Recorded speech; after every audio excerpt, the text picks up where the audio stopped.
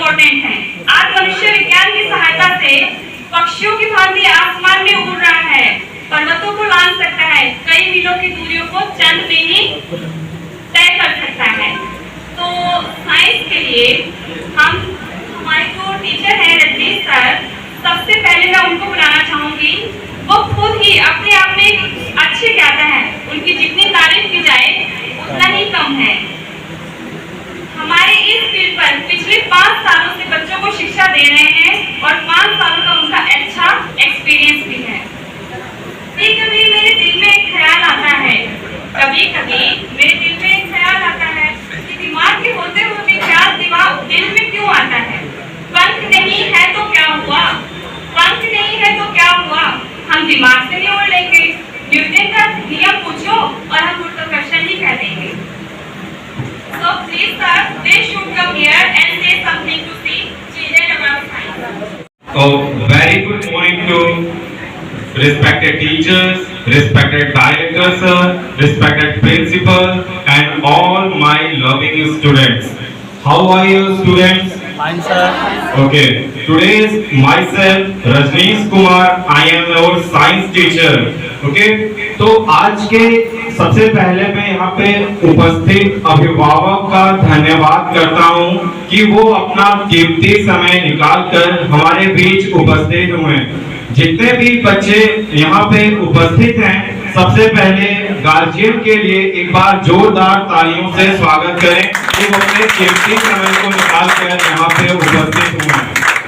Okay, तो मैं आपका ध्यान उस तरफ लेके जाना चाहता हूँ कि हम लोग यहाँ पे क्यों एकत्रित हुए हैं, हमारे गार्जियन हम यहाँ पे क्यों एक साथ बैठे हुए हैं। सबसे पहले मैं आपको इस चीज को बताना चाहता हूँ।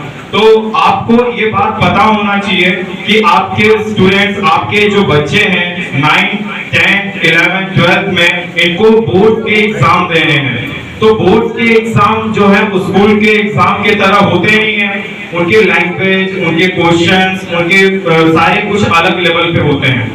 तो सबसे पहली बात कि जितने भी स्टूडेंट्स यहाँ पे बैठे हैं, मैं उनको कुछ बातें बताऊंगा जो अपने कॉपी पे जरूर नोट करें। ओके, तो सबसे पहला कोई एम नहीं सेलेक्ट किया है, तो मैं आपसे रिक्वेस्ट करता हूं कि आप अभी अपने पेज पे, कॉपी पे अपनी एम जरूर लिखें, ताकि मैं अपनी आगे की बातों को स्टार्ट कर सकूं। क्योंकि हम वहीं तक जाएंगे जहां पे हमारी मंजिल होगी। हमारी मंजिल जहां तक है वहीं जाएंगे। सारे स्टूडेंट्स अपने कॉपी पे अपनी एम को जरूर लिखें। अभी आप क्या बनना चाहते हैं, डॉक्टर बनना चाहते हैं, इंजीनियर बनना चाहते हैं, जो भी टीचर बनना चाहते हैं, आप अपने कॉपी पे अभी नोट करें। सभी स्टूडेंट्स के कॉपी पे ये नोट होना चाहिए। अब जब हमें अपनी मंजिल पता चल गया तो हम उसके फेवर में वर्क करेंगे। मैं एक स्टोरी है, छोटी सी स्टोरी है, बार-बार क्लासेस में सुना चुका हूँ, हर एक बच्चे को बता चुका हूँ। अगर किसी बच्चे को बाइक पे बिठा के अगर उसको 10 किलोमीटर, 15 किलोमीटर, 20 किलोमीटर, 50 किलोमीटर में लेके चला जाऊं, तो उसके दिमाग में एक प्रश्न, छोटा सा क्वेश्चन आएगा। मैं ये किसी गार्जियन से पूछना चाहता हूँ, स्नेहा के पीछे बैठी उनकी मम्मी से मैं एक क्वेश्चन पूछता हूँ कि अगर मैं किसी बच्चे को बाइक पे बिठा के 50 किलोमीटर, 100 किलोमीटर बाइक लेके चला गया, तो उस बच्चे के दिमाग में कोई क्वेश्चन आ रहा होगा। क्या आप बता सकती हैं कि वो क्वेश्चन क्या हो सकता है? अगर मैं उसको बिना बताए उसको अपने बाइक पे लेके जा रहा हूँ, तो उसे क्या उसके माइंड में, कोई भी बता सकता है? यहाँ पे कोई भी गार्जियन, कोई भी स्टूडेंट के बता सकते हैं कि मैं उस बच्चे के दिमाग में क्या प्रश्न आ रहा होगा? बताइए। हाँ मैम, कहाँ लेके जा रहे हैं? अगर उस बच्चे को पहले मैं बता देता कि मैं आपको आजमगढ़ लेके जा रहा हूँ, तो एक तरीके से उसको थोड़ा रहेगा। तो इस वजह से बैठिए। मैं बहुत बहुत धन्यवाद, इनके तालियां बजाएं क्योंकि उन्होंने सही जवाब दिया। तो मैं ये बताना चाहूंगा, इन्होंने सही जवाब दिया कि अगर यही स्टोरी हम अपने बच्चों पे लगाते हैं, ठीक है, तो हमारे जो स्टूडेंट्स हैं उनकी भी एम फिक्स होना चाहिए। अगर इनको पता हो कि हमें डॉक्टर बनना है, इंजीनियर बनना है, तो उसके फेवर में आप वर्क करेंगे। इस वजह से आप सभी अपने एम को सेलेक्ट करें। तो सब फर्स्ट पॉइंट नोट करिए अपने कॉपी पे, सेलेक्ट योर एम। जो भी आपका एम है अपने कॉपी पे नोट कर लीजिए। हो गया। सेकंड पॉइंट नोट करेंगे, do not give any excuse. Note कर लीजिए सारे स्टूडेंट, आप किसी भी काम को करने के लिए एक्सक्यूज नहीं देंगे। आप डेली रेगुलरिटीज, थर्ड पॉइंट भी नोट करिए, मैं सारा एक्सप्लेन कर रहा हूँ। थर्ड पॉइंट रेगुलरिटीज नोट करिए, शॉर्ट में सिर्फ रेगुलरिटीज। देखिए सेकंड पॉइंट क्या था हमारा कि हम कोई भी काम करने से पहले हम कोई एक्सक्यूज नहीं देंगे, हमने रेगुलरिटीज पढ़नी चाहिए। एक छोटी सी स्टोरी है जो मेरे स्टूडेंट सबसे पहले सबको मैंने बता रखा है। एक गांव में एक फार्मर था, ठीक है, उस किसान के घर पे एक भैंस थी। उस भैंस का एक छोटा सा बच्चा हुआ। ध्यान से सुनेगा चीजों को, आपको पूरी मोरल समझ में आ जाएगी यहाँ पे क्यों बैठे हुए हैं। उसके पास, किसान के पास एक भैंस थी, उसके एक बच्चा हुआ। और जब किसान शाम को जाया करता था भैंस को चराने, तो बच्चे को वो कंधे पे रख लेता था। किसान जो था वो पहलवान टाइप का था, और वो क्या करता था कि बच्चे को अपने कंधे पे रख के नदी के किनारे लेके चला जाता था। सुबह भी यही काम करता था, शाम को भी यही काम करता था। धीरे धीरे एक हफ्ते बीत गए, 2 हफ्ते बीत गए, वो बच्चे को उठाता अपने कंधे पे रख लेता, चला जाता। 1 महीना हो गया, 2 महीना हो गया, 3 महीने, धीरे धीरे 6 महीने बीत गए, 1 साल हो गए, फिर भी वो भैंस के बच्चे को उठाता अपने कंधे पे बहुत आसानी से रख लेता। जरा मैं दूसरे गार्जियन से पूछना चाहता हूँ, सर आप बताइए कि क्यों ऐसा इसने किया। आपके साथ पूछ रहा हूँ मैं कि सर जो आंसर है, 1 सेकंड आप खड़े रहिए। ऐसा क्यों कि वो गार्जियन 1 साल हो गया फिर भी वो डेली लेके चला जाता था, ऐसा क्यों सर हो रहा था उसके साथ? तो सेवा कर रहे थे, मतलब डेली, एक तरीके से इनकी बातों को देखा जाए तो वो डेली वर्क कर रहा था, है ना? सही बताया इन्होंने, इनके लिए भी आप एक बार जोरदार ताली से स्वागत करें कि एक तरीके से वो बैठ जाइए सर, धन्यवाद आपका। उन्होंने वो जो भैंस का बच्चा था वो डेली अपने कंधे पे सुबह भी करता था, शाम को भी करता था, फिर सुबह फिर शाम, सुबह शाम। रातों रात वो भैंस के बच्चे का वजन तो बढ़ा नहीं होगा, रातों रात तो भैंस का वजन बढ़ा नहीं होगा। 1 महीने 2 महीने जब डेली वो रेगुलर वो वर्क कर रहा तो उसको उस बर्डन का एहसास ही नहीं हुआ। अगर आप रेगुलरिटी थोड़ा ही पढ़ेंगे तो एक समय ऐसा आएगा कि आपको पूरा चैप्टर आ जाएगा। कुछ बच्चों के दिमाग में ऐसा होता है कि मैं पूरा चैप्टर एक ही दिन पढ़ लूंगा, तो ऐसा नहीं हो सकता। अगर वो फार्मर सोचा होता भैंस एक ही दिन बड़ी हो जाए, मैं कंधे पे उठा के रख लूंगा, तो क्या वो रख लिया होता? आप लोग बताइए, नहीं रख पाता ना। तो वही चीज है, छोटा सा बच्चा था, वो डेली सुबह शाम करता रहा। 1 डेढ़ साल 2 साल बीत गए, वो आराम से उठा के रख लेता, उसको कोई दिक्कत नहीं होती। क्यों नहीं होती? क्योंकि उस रातों रात वजन बढ़ा नहीं, डेली प्रैक्टिस किया उसमें। तो आप अपने कॉपी पे ये नोट किए हैं, थर्ड पॉइंट रेगुलरिटीज। इसके लिए मैंने ये चीज बताया कि आप जो भी वर्क करेंगे रेगुलर करेंगे। रेगुलर मतलब स्टडी कर रहे हैं, 2 ही घंटे पढ़ रहे हैं, रेगुलर पढ़िए, आपको उसका परफॉर्मेंस जरूर दिखेगा। रेगुलरिटीज होनी चाहिए। सेकंड चीज मैंने बताया कि आप कोई एक्सक्यूज नहीं देंगे। अगर आपकी एक्सक्यूज देते हैं तो उसका फायदा भी उसका नुकसान भी आप ही को लेना पड़ेगा, ना कि टीचर लेगा, ना तो गार्जियन लेगा। आगे चल के उसकी दिक्कत का सामना आप ही को करना पड़ेगा। अब एक्सक्यूज कैसा देंगे आप? आपके घर पे कोई आ गया, आप बोलेंगे मेरे घर कोई आ गया, आज मेहमान आ गया, आज पढ़ूंगा नहीं, चलो कल पढ़ता हूँ, कल मेरी तबीयत खराब हो गई, कल मैं बाजार चला गया, अपने पापा के साथ चला गया। ऐसी एक्सक्यूज डाल के आप अपनी पढ़ाई को डिले करते जाएंगे, रोज टालते जाएंगे, तो ये चीज से आपका नुकसान है। आप डेली 1 ही घंटे अगर पढ़ रहे हैं, रेगुलर पढ़ रहे हैं, तो उसका परफॉर्मेंस आपको जरूर दिखेगा, जैसे इस किसान को दिखा कि डेली उसने वेट को उठाया। थर्ड पॉइंट आपने नोट कर दिया, ओके स्टूडेंट्स। इसके बाद मैं छोटा सा स्टोरी आपको बताना चाहता हूँ। आप 4th पॉइंट लिख लीजिए, डू नॉट कंपेयर योरसेल्फ। ये छोटी सी पॉइंट है, इसकी पूरी समरी मैं आपके माइंड में डाल रहा हूँ। आप अपने को किसी से कंपेयर नहीं करेंगे। आपके क्लास में पढ़ने वाले बच्चे बहुत जो हाईएस्ट, अगर आप किसी से कंपेयर करते हैं तो आप उसके सिर्फ स्टेटस को देखेंगे कि वो क्लास में फर्स्ट आ रहा है। आप उसके पीछे की स्टोरी नहीं समझना पसंद करेंगे कि वो रात में कितनी मेहनत करके पढ़ रहा है। जो बच्चा क्लास में फर्स्ट आ रहा है, जो बच्चा क्लास में वीक है, वीक वाले क्या सोचेंगे कि बस ये क्लास में फर्स्ट आ रहा है, मैं इसकी तरह बनना चाहूंगा, यही सोचेंगे। लेकिन वो डिस्टर्ब हो जाएंगे। अगर किसी के सक्सेस को देख के आप सोचेंगे तो आप डिस्टर्ब रहेंगे हमेशा। तो आप अपने को किसी से कंपेयर मत करिए। आप खुद एक सबसे अलग हैं, आपका खुद किसी से मैचिंग नहीं होगा, आप सबसे अलग खुद ही हैं। तो मैं ये रिक्वेस्ट करूंगा सारे स्टूडेंट से कि आप अपने आप को किसी से कंपेयर नहीं करेंगे। इसका मतलब ये है कि जो क्लास में टॉपर स्टूडेंट्स हैं, आप कहेंगे कि नहीं मैं इस तरीके से बनना चाहूंगा, बनिए, लेकिन उनकी मेहनत उनसे पूछिए कि आप कितने घंटे पढ़ते हैं। आप क्या करते हैं, आप कैसे स्टडी करते हैं, ये सब चीज आप अपने ऊपर उतारें, आप खुद ब खुद क्लास में टॉपर हो जाएंगे। लेकिन देखेंगे कि वो फर्स्ट आ रहा है, बस उसी के पीछे पड़े रहेंगे, तो वो चीजें आपको वहां तक पहुंचने में नहीं मदद करेगा। आप उसके पीछे वर्कआउट करिए कि वो कैसे वहां तक पहुंचा, वो कैसे मेहनत किया, क्या रात में कितने घंटे पढ़ता है, कौन सी नोट्स पढ़ता है, किसकी बुक पढ़ता है, कितने घंटे पढ़ता है। ये चीजों को आप अपने कॉपी पे, जो भी क्लासेस में अच्छे बच्चे हैं उनके, जैसे रिया राय हुई, सौम्या हुई, बहुत से बच्चे यहाँ पे बैठे हुए, नाम नहीं ले सकता अभी मैं, इन लोगों से आप टिप्स ले सकते हैं कि आप किस तरीके से क्लासेस में बैठ के, घर पे बैठ के कैसे पढ़ते हैं। ये बच्चे बता सकते हैं आपको कि क्या करना होता है। ठीक है, तो आप अपने आप को कंपेयर नहीं करेंगे। आपको जो भी देखो, किसी भी बच्चे की अंदर पॉजिटिव और नेगेटिव थिंग्स दोनों होती है।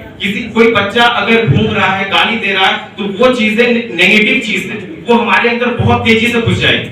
वो चीजें, नेगेटिव चीजें किसी भी बॉडी के अंदर बहुत तेजी से घुसती है। लेकिन अगर पॉजिटिव, वो 2 घंटे मेहनत कर रहा है पढ़ाई के पीछे, तो वो घुसेगा ही नहीं जल्दी। हमारी बॉडी एक ऐसी, मतलब हमारा माइंड एक ऐसा, ये रिलैक्स हमेशा चाहता है, इसको जितना आप रिलैक्स देंगे ये इतना रिलैक्स करेगा। आप इससे वर्क कराइए। आपको मैं एक बात बताता हूँ कि आप जितने भी दिन में मॉर्निंग 6 बजे से 7 बजे तक रात के जो भी वर्कआउट करते हैं, आप 7:30 बजे बैठ के पूरे दिन का ये माइंड, पूरा अपने दिमाग पे जोर डाला करिए कि आपने किया क्या। आपको मैं बताता हूँ कि आपका दिमाग याद नहीं कर पाएगा 1-1 सेकंड में आपने पूरे दिन में किया क्या।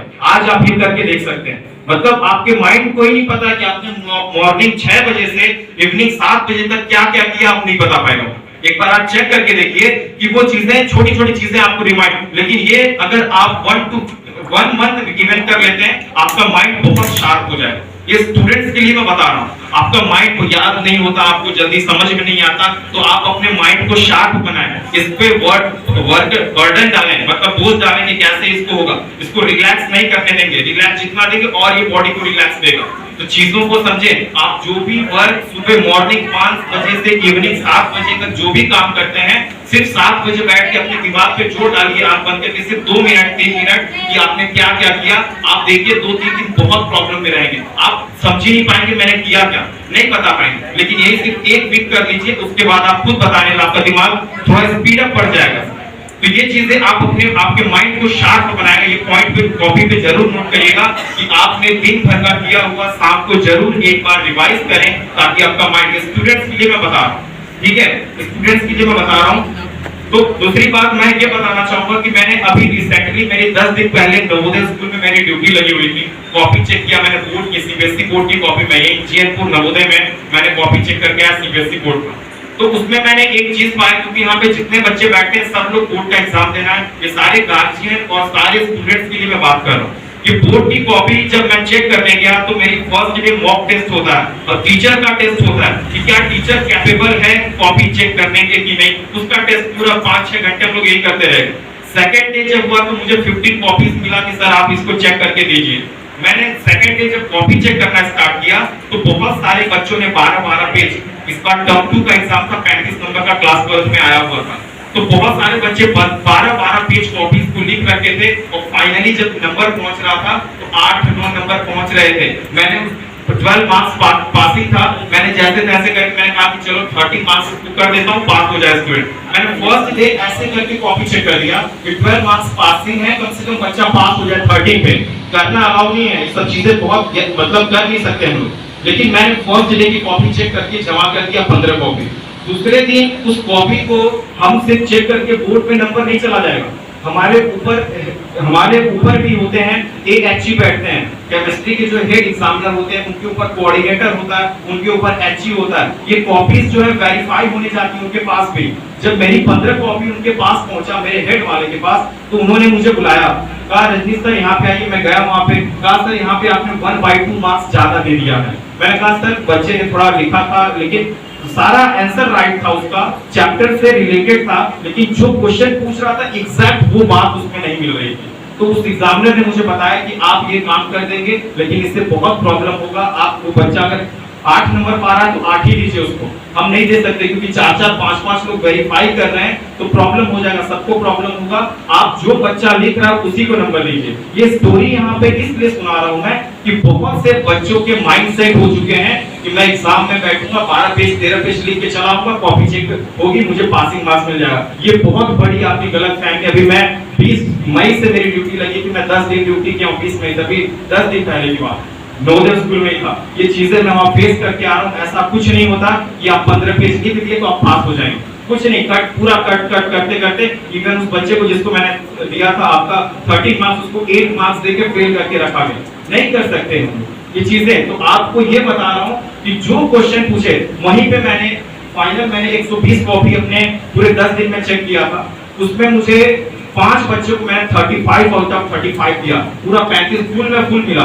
वो कॉपी भी वेरीफाई होने गई ऊपर, उन लोगों ने भी आधा नंबर भी नहीं काट पाया। ऐसे बच्चे भी उसमें थे, मतलब 35 में फुल पाने वाले भी थे, और किसी की ये मत नहीं थी कि 1/2 नंबर भी काटने एग्जैक्ट। और सिर्फ लिखा कितना था 4.5 पेज, यानी कि 5 पेज में ही वो पूरा नंबर पा गया 35। अब सोचिए उसकी बात कि ये चीजें मैं आपको इसलिए बता रहा हूँ, सारे स्टूडेंट्स को बोर्ड के एग्जाम देने हैं, अपने माइंड से ये बात निकाल दीजिए कि मैं 12 पेज 15 पेज कुछ भी लिख के चलाऊंगा, भर के चलाऊंगा कॉपी, मुझे नंबर मिल जाएगा। सीबीएसई बहुत स्ट्रिक्ट है, सीबीएसई बोर्ड में कॉपीज बहुत स्ट्रिक्टली चेक होती है। दूर की बात नहीं, मैं जब खुद उस चीजों को कर चुका हूं, देख के आ रहा हूं, मैं खुद देख के आ रहा हूं, फिर मैं बता रहा हूं। ये सुन के तो बता नहीं रहा हूं, मैं खुद प्रॉब्लम फेस किया कि मैंने पोलाइटली चेक किया कि भाई चलो 13 नंबर दे देते हैं, पास हो जाए। लेकिन ऐसा कुछ नहीं हुआ, ऐसा आप लोग भी नहीं करेंगे अपने साथ। जो क्वेश्चन पूछ रहा है एग्जैक्ट उसी पॉइंट को, एक लाइन का आंसर है, एक लाइन लिखिए, 1 नंबर पूरा मिलेगा, कोई नहीं रोक सकता।